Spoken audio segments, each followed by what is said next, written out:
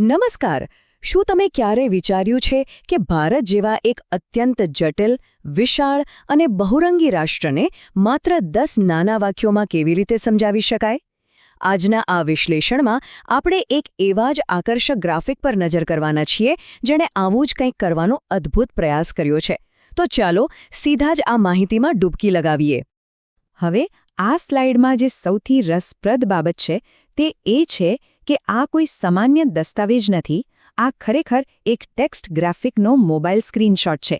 આપણે અહીં તમારા સાંસ્કૃતિક અનુવાદક તરીકે કામ કરીશું અને જોઈશું કે આ સીધી સાદી દેખાતી યાદી પાછળ ખરેખર કઈ વાર્તા છુપાયેલી છે. ચાલો આપણા પહેલા વિષય તરફ આગળ વધીએ. પ્રકરણ 1 ભૂગોળ અને શાસન વ્યવસ્થા. જોઈએ કે આ યાદી દેશના માળખા વિશે શું કહે છે. આ સ્લાઇડ ગ્રાફિકના પહેલા, બીજા અને 9મા વાક્યને ખૂબ જ સુંદર રીતે જોડે છે. તે સ્પષ્ટ કરે છે કે ભારત દક્ષિણ એશિયામાં આવેલો એક વિશાળ દેશ છે. તેની રાજધાની નવી દિલ્હી છે અને તે એક લોકશાહી તરીકે કાર્ય કરે છે. આ માહિતી રાષ્ટ્રને સમજવા માટે એક મજબૂત પાયો પૂરો પાડે છે.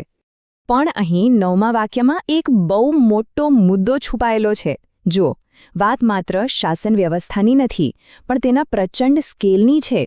ભારત માત્ર એક લોકશાહી દેશ જ નથી, પણ તે દુનિયાનો નંબર 1 એટલે કે સૌથી મોટો લોકશાહી દેશ છે. કલ્પના કરો કે વૈશ્વિક સ્તરે આ બાબત કેટલું મોટું મહત્વ ધરાવે છે.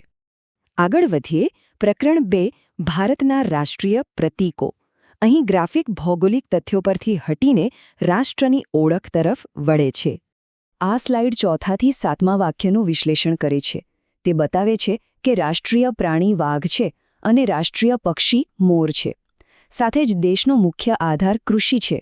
અને હા, 15મી ઓગસ્ટ એટલે કે સ્વતંત્રતા દિવસને સૌથી મોટા રાષ્ટ્રીય તહેવાર તરીકે કેન્દ્રમાં રાખવામાં આવ્યો છે.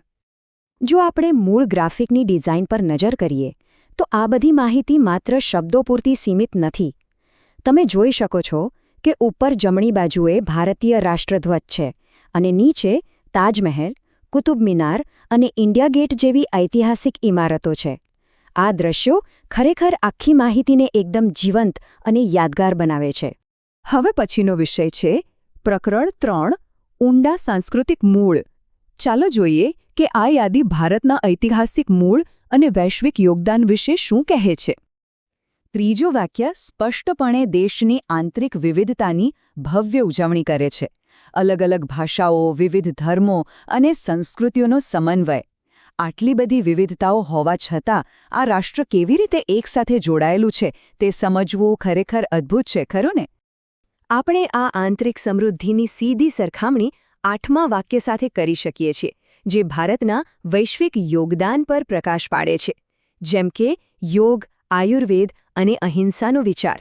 મતલબ કે એક તરફ દેશની અંદર અનેક સંસ્કૃતિઓનો સમાવેશ છે, તો બીજી તરફ આ દેશ આખી દુનિયાને આટલા અદ્ભુત વિચારો આપી રહ્યો છે. અને હવે આપણે આ યાદીના અંત તરફ આવી ગયા છે. પ્રકરણ 4 ગર્વની અંતિમ નોંધ. અહીં ગ્રાફિકનો સૂર અચાનક બદલાઈ જાય છે. છેલ્લું વાક્ય કોઈ ડેટા નથી, પણ તે ખાલી એટલું જ કહે છે કે મને મારા ભારત દેશ પર ગર્વ છે. અને બસ આ એક નાનકડું વાક્ય અત્યાર સુધીની ભૌગોલિક અને સાંસ્કૃતિક માહિતીને એકદમ વ્યક્તિગત અને દેશભક્તિની ભાવનામાં બદલી નાખે છે. આ ખરેખર એક પાવરફુલ અંત છે. પણ એક મિનિટ, આપણે આ વિશ્લેષણ પૂરું કરીએ તે પહેલાં મૂળ સ્ક્રીનશોટના તળિયે એક એવી આધુનિક વિગત છે જેને આપણે બિલકુલ નજરઅંદાજ ન કરી શકીએ. ધ્યાનથી જુઓ. આ બધી પ્રાચીન સંસ્કૃતિની વાતો વચ્ચે આ વિગત ઘણું બધું કહી જાય છે. ત્યાં સાવ નીચે એક બટન છે જે કહે છે ચેટ જીપીટી પર ઇમેજ બનાય. આનો સીધો અર્થ એ છે કે આ બધી ભવ્ય સાંસ્કૃતિક માહિતી એક આધુનિક એઆઈ ટૂલ દ્વારા જનરેટ કરવામાં આવી છે. તો આ આપણને એક જબરદસ્ત પ્રશ્ન સાથે છોડી જાય છે. આધુનિક આર્ટિફિશિયલ ઇન્ટેલિજન્સ ટૂલ્સ આજના ડિજિટલ યુગમાં આપણી પ્રાચીન સાંસ્કૃતિક ગર્વની અભિવ્યક્તિને કેવી રીતે નવો આકાર આપી રહ્યા છે? આના પર ચોક્કસ વિચાર કરજો.